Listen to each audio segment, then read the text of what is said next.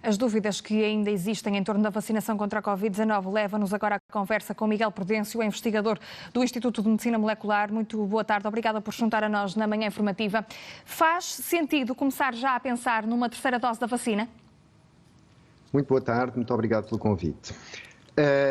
A questão da terceira dose da vacina tem que ser encarada com base naquilo que é a evidência científica da necessidade ou não dessa terceira dose. E para já, os dados que nós temos sobre a proteção que é conferida pelas duas doses da vacina, aquilo que esses dados nos mostram é que essa proteção é eficaz e é duradoura.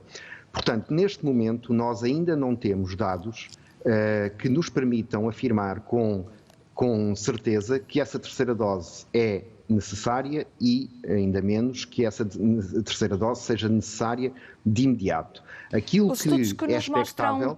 Os estudos que nos mostram esta queda no volume de anticorpos não são suficientes para dizer que precisamos mesmo dessa terceira dose? Não.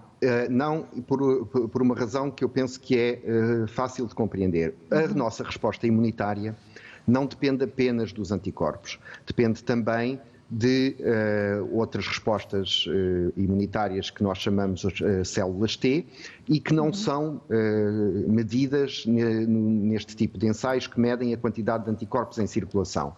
Os próprios anticorpos, aquilo que nós sabemos é que após uma vacinação ou uma infecção, há um aumento da quantidade de anticorpos em circulação, à qual se segue um decaimento da quantidade de anticorpos, chamamos a isto uma fase de contração. Isto é natural e acontece com qualquer vacina e qualquer infecção, mas nós sabemos que para esta infecção em concreto existem células que permanecem no nosso organismo preparadas para produzir mais anticorpos se tal se revelar necessário, porque há uma exposição ao agente infeccioso.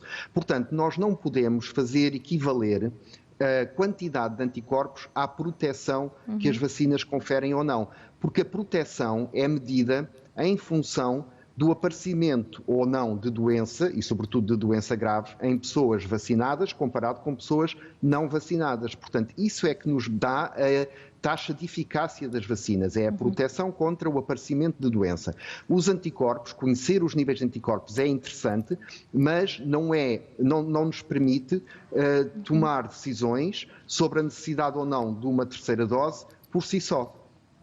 Portanto, para já não há razões de alarme.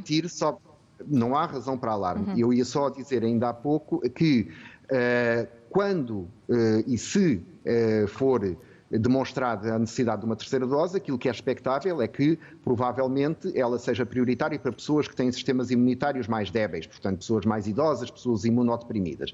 Para já, nós não temos dados que indiquem que isso é inevitável, mas se viermos a ter esses dados, o que se espera é que sejam esses grupos de pessoas aqueles que terão a prioridade para uma eventual terceira dose. Os surtos que têm aparecido, por exemplo, nos lares de idosos não justificam? Os surtos que têm aparecido nos lares de idosos são um bom exemplo daquilo que as vacinas, que é o objetivo principal das vacinas, que é proteger a saúde e a vida das pessoas. Eu recordo que nós, antes das vacinas, nós tivemos surtos em lares de idosos, dos quais resultaram números muito elevados de pessoas internadas e em cuidados intensivos e números muito elevados de óbitos. O que nós estamos a ver agora nestes surtos é que, na sua maioria, trata-se de infecções que são detectadas em rastreios de rotina, são na sua maioria assintomáticas ou com doença ligeira e, felizmente, não estão a traduzir-se no número de internamentos e no número de óbitos que nós tínhamos antes da vacinação. Portanto, estas ocorrências em lares, de infecções em lares, mostram que as vacinas estão a preencher aquilo que é o seu principal papel, que é o de proteção das formas mais graves da doença. Também conferem alguma proteção contra a própria infecção, mas é natural que em ambientes de contactos próximos, como é o caso de lares, que uma vez que a proteção contra a infecção conferida pelas vacinas não é total, é natural que possam ocorrer infecções e, portanto, transmissão entre as pessoas, mas o fundamental é que não haja a tradução dessas infecções em óbitos e em casos graves de doença, e é isso que as vacinas asseguram que não acontece na grande maioria dos casos, claro. Mas faz sentido nestes casos, como falava dos lares de idosos, por exemplo, realizar testes serológicos para testar a imunidade? Eu sou da opinião que faz sentido realizar testes de diagnóstico mesmo em pessoas sem infecção ou sem sintomas para se prevenir e identificar infecções que possam acontecer e que não se manifestem em doença, mas para se conter quaisquer surtos que possam acontecer. Em relação aos testes serológicos nesses ambientes, julgo que é sempre informação interessante para ter, mas volto a frisar que, por si só, os testes serológicos, aquilo que nos dizem é a quantidade de anticorpos, e isso por si só não chega para nós termos uma informação absolutamente fidedigna sobre o grau de proteção que as vacinas conferem ou não. De alguma forma podemos esperar que esta vacina contra a Covid-19 comece a tornar-se tão recorrente como, por exemplo, a vacina da gripe? É muito cedo para dizer. É muito cedo para dizer e, desde logo, é importante estabelecer aqui uma diferença entre a vacina da gripe e esta vacina, uma vez que todos os anos a vacina da gripe é diferente e por isso é que nós precisamos de vacinações anuais, porque todos os anos a vacina tem uma composição que é diferente da do ano anterior. Neste caso, da Covid, aquilo que nós temos que perceber é quanto tempo dura a imunidade que é gerada pelo esquema vacinal inicial, para então se perceber se é necessário fazer reforços e, se sim, com que periodicidade. Portanto, neste momento não temos ainda dados suficientes, porque também não passou tempo suficiente desde que se iniciou o processo de vacinação, para termos uma certeza de qual a periodicidade em que será necessário vacinar as pessoas contra a Covid.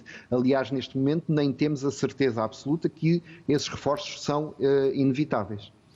Miguel Prudêncio, antes de terminarmos a nossa conversa, gostaria também de ouvi-lo acerca da vacinação dos menores entre os 12 e os 15 anos. O que é que as evidências científicas nos dizem acerca desta matéria? Devemos avançar com esta vacinação ou ainda é cedo? Em relação à vacinação das crianças entre os 12 e os 15 anos, nós temos que fazer aqui duas distinções.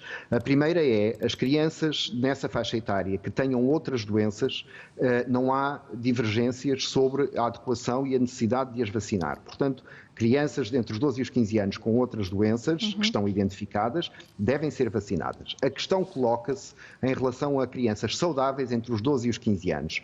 E eu penso que é muito importante estabelecer aqui as diferentes perspectivas sobre as quais isto tem que ser visto. Por um lado, nós temos a perspectiva científica daquilo que a ciência nos diz sobre a vacinação destas crianças. E o que a ciência nos diz é que estas crianças têm um benefício em termos da sua saúde, que é reduzido desta vacinação, porque a probabilidade de terem doença grave, no caso de contraírem a doença, a probabilidade dessa doença ser grave é reduzida também e, portanto, o benefício para a sua saúde não é extremamente elevado. No entanto, devo mencionar que o CDC americano fez uma análise risco-benefício mesmo para esta faixa etária e concluiu que o benefício é superior ao risco.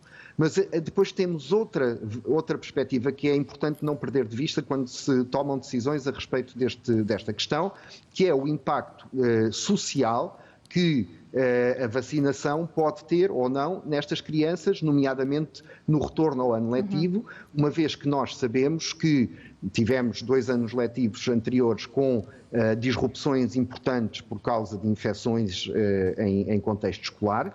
E nós sabemos que isso tem um impacto muito grande na educação das crianças e no agravamento de desigualdades e, portanto, é preciso ver esta questão, por um lado, com base na evidência científica de que dispomos, mas também compreender os impactos sociais que pode ter na vida destas crianças e na educação destas crianças a possibilidade da ocorrência de infecções em contexto escolar que possam determinar a necessidade de interromper a escola presencial com tudo o que isso acarreta. Portanto, é uma questão sem dúvida complexa, que eu estou em crer que a DGS ir-se-á pronunciar de forma mais definitiva sobre ela em breve e até lá aquilo que a DGS veio dizer foi que está a acumular dados, portanto uma postura de prudência no sentido de ter o máximo de informação possível antes de tomar uma decisão.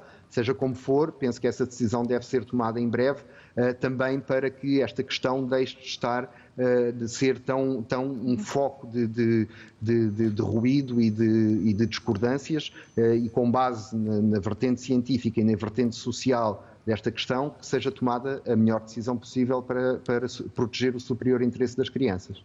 Muito bem. Miguel Prudêncio, agradeço-lhe os esclarecimentos que aqui nos deixou. Até à próxima. Eu é que agradeço o convite. Muito obrigado. Até à próxima. E se falamos